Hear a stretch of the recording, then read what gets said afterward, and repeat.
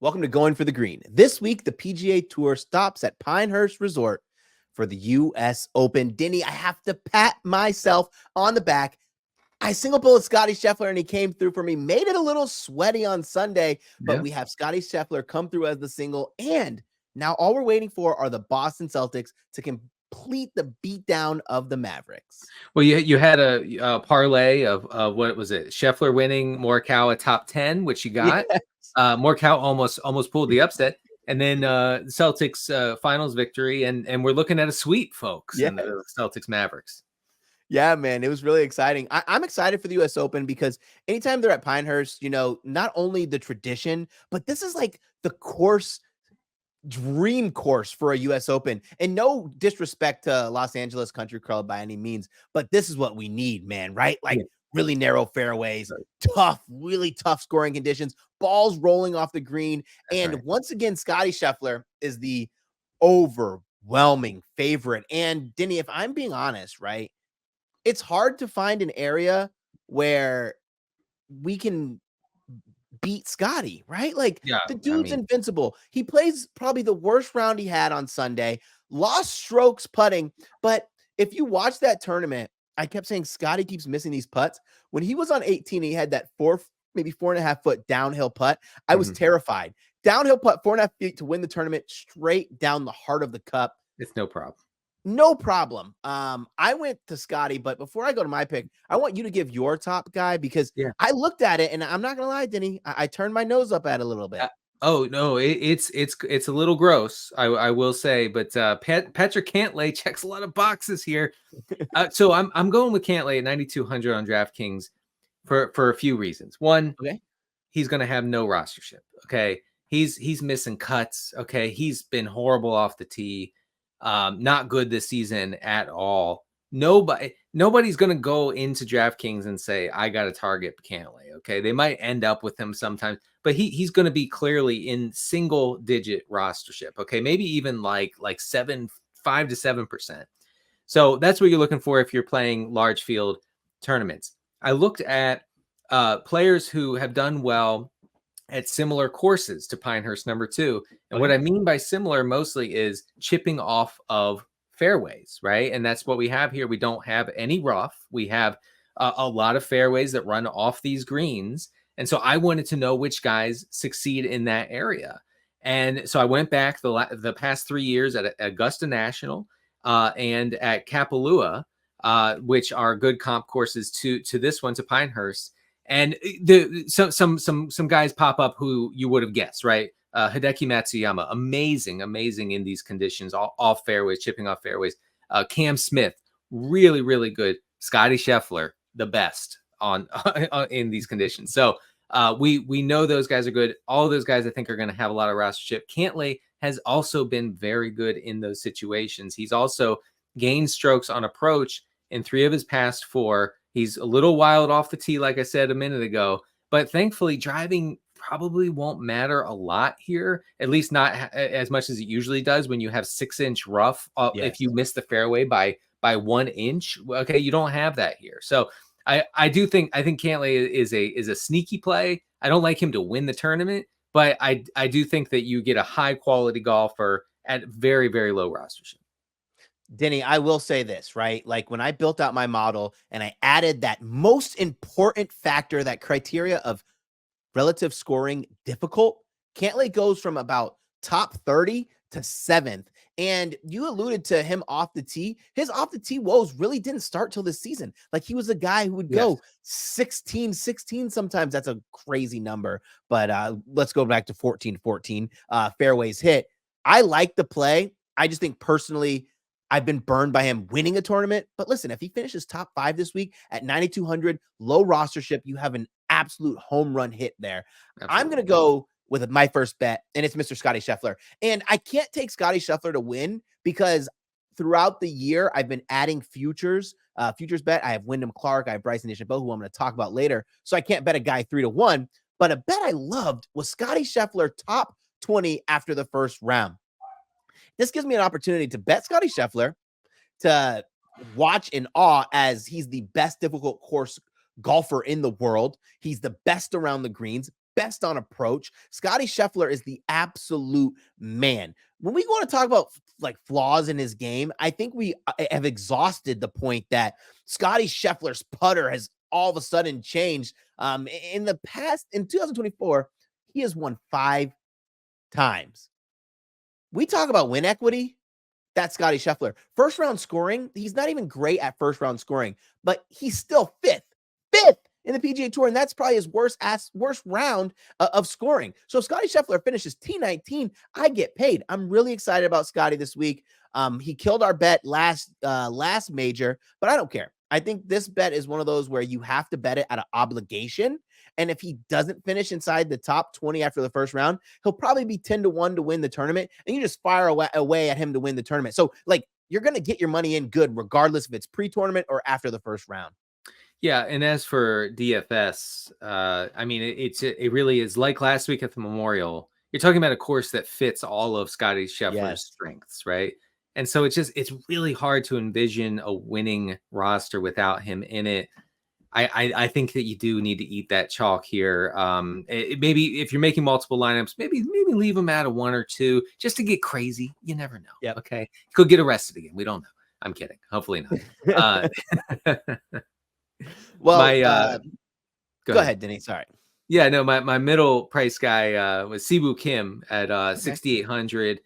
Mostly this is because our guy Siwoo, he puts it in the fairway, not super long, but this course is going to be hard and fast this week.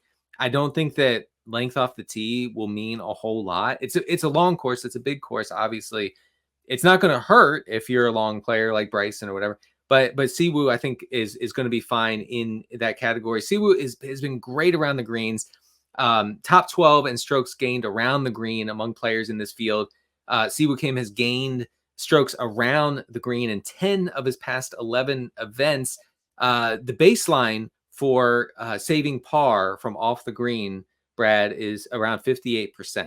Siwoo Kim this year is at 71%, so significantly higher than the average. I think that all checks a lot of boxes. I think that Siwoo Kim strikes me as a safe player to make the cut, to save a little money so that maybe you can afford that Scottie Scheffler. Maybe you can throw in another high price guy, Matsuyama, Colin Morikawa, someone like that alongside Scheffler, and go down to Siwoo as a safe guy who can make the cut. You know, with Siwoo Kim, I was just doing some digging and I found this pretty interesting. When you look at Siwoo Kim's stat profile, there's obviously that glaring weakness in putting, right? But when he actually excels on the putting surface, they're big name tournaments, the Masters. He excelled well at Los Angeles Country Club last year. We have the President's Cup where he was putting phenomenal. The list goes on. Waste management. I think that's massive for him, for a guy who's so good on approach, with the greens kind of being the great neutralizer to the putters. And what I mean by that is we see these domed greens, right? You can't just hit the edge of the green and expect your ball to stay on, which means you have to have good proximity to the hole, which neutralizes putting a lot. Just avoid those 3 putts for Siwoo Kim. Denny, I'm going to go with a bet here. It's juicy, man. So I hope your juice tolerance is a little high. It's Ludvig Aberg, top Swede, -150. I believe I might have found like a -175 when I first was making the bet, and I was going to play it. I was so in. So basically, Aberg only needs to beat Alex Noren and Tim Wenning, and then Alexander Noren. I think it's a head-to-head matchup. Noren's played phenomenal, right? He's done well at U.S. Opens, but once again, we faded him last week. I'm fading him again this week, and it's not because of how he's playing. It's just because how difficult and long this course is going to be for a guy like Noren. There's a difference between not caring about length or having a guy who's hitting it 280 off the tee box, and that's Noren. Where we have Ludvig Aberg, who he looks kind of healthy. He finished top 5 at Memorial. I was like, whoa, amazing. Wasn't hitting the driver well, but guess what? He hit greens and regulations, and he made putts. I think as long as the knee is healthy, Oberg's going to have a legitimate chance to win. Sure, he missed the cut at the PGA Championship, right? Dealing with the knee issues. That's okay. At the Masters, he was the only guy to really contend against Scottie Scheffler. I think that major experience where he's had the high of the Masters and then the low of the PGA Championship is a good way to get his mind right. Come into this tournament with confidence. He's been at the low. He's been at the high. Now all we need to do is beat these two guys for a minus 150. I like Aberg. You could bet Aberg top 10, but I would rather play this because if Noren misses the cut, Tim misses the cut, and Aberg makes the cut, we're in there. Absolutely. You asked about my juice tolerance is very high, and I'm good. I'm good with this one. By the way, Aberg really good chipping off the short grass. Registers very high in that category. And Alex Noren overall really good around the greens, but really bad off the short grass. It's very weird. So that I was going to mention Noren. We said we wouldn't do it, but I was going to mention Noren. But he does not do well in these environments where you're not chipping out of rough. Apparently, our guy Alex Noren needs that rough. Yeah, and I will say one last thing about this. Noren is the type of guy where you want to play in head-to-heads where you absolutely must hit the fairway. Everyone is going to miss the fairway here. Everyone. Right. And I think that neutralizes a little bit, that equalizes, a little bit for Noren. Why don't you give us your third and final, your low price guy? It's real low. We're going as low as you can go almost on DraftKings at 5,200.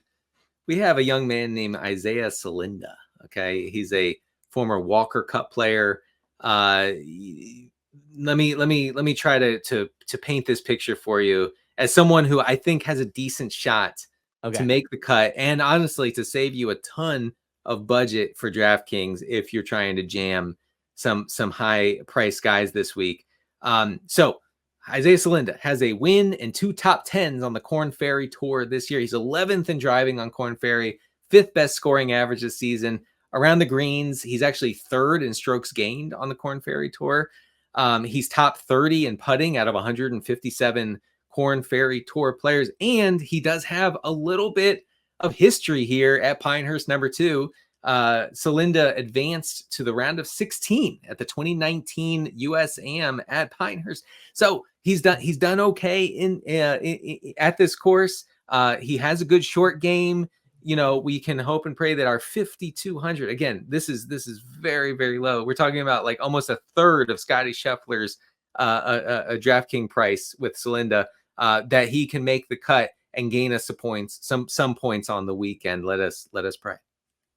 Yeah, Isaiah Salinda, for any of those who watched the 2023 Shiners Children Open, finished top 7, tied for 7th there. I'm going to go with Bryson DeChambeau. And before we get into this, Bryson DeChambeau's price has been plummeted. I bet this months ago at 50-1. I'm okay with taking 20-1 if you want to take down Scottie Scheffler because Bryson DeChambeau checks a lot of boxes. Yeah. Crazy long off the tee, right? Major experience, major champion. Coming in this with great form, right? Top 10s at both the Masters and the PGA Championship. Finished runner-up at the PGA Championship. And what I like about Bryson's game, which kind of has evolved over time, and he was not that great around the greens 2 years ago.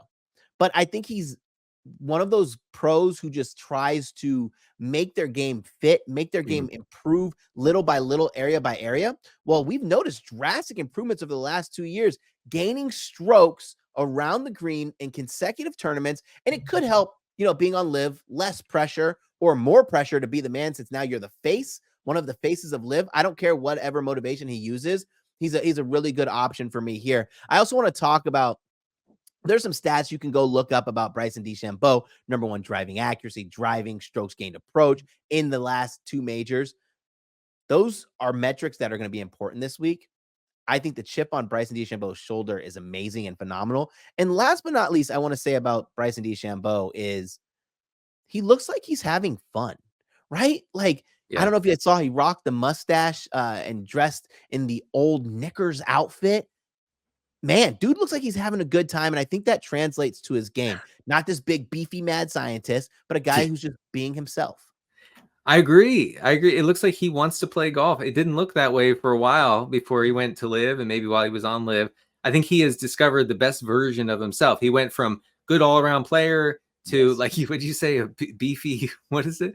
Beefy mad scientist. Beefy mad scientist. And that, and that only went so far. But his short game has been good. He's trimmed down. And like you said, our guy Bryson is enjoying golf. And I do think that is a factor you have to think about. Yeah, I'm excited for this, regardless of who wins or how my bets do. Every major is an opportunity for us just to really appreciate golf when it's at a historic venue like Pinehurst. It makes us double excited. That's right. So whatever happens, let's have a good time this week. And for everyone who is paying attention to this right now, make sure you check out NBCSports.com for more information and help with your wagers. I'm Brad Thomas, and that's Denny Carter. Thanks for checking out Going for the Green.